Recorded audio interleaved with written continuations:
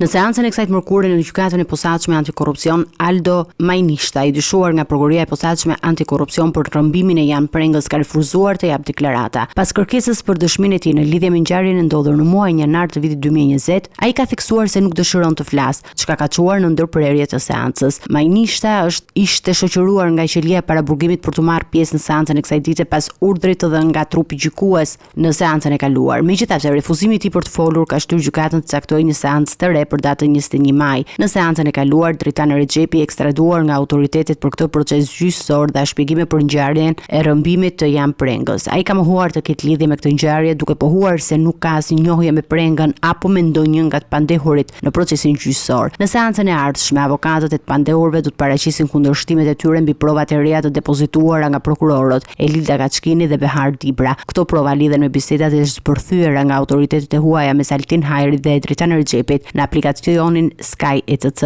të cilat janë të rëndësishme për zbardhjen e ngjarjes së janarit të vitit 2020. Ky proces gjyqësor ka tërhequr vëmendjen e publikut për shkak të natyrës së tij të rëndësishme dhe përfshirjen e figurave të njohura si Majnishta dhe Rexhepi, dhe pritet që zhvillimet e tij të kenë ndikim të gjerë në pasqyrim të drejtë për drejtë të ngjarjeve që ka tronditur opinionin publik.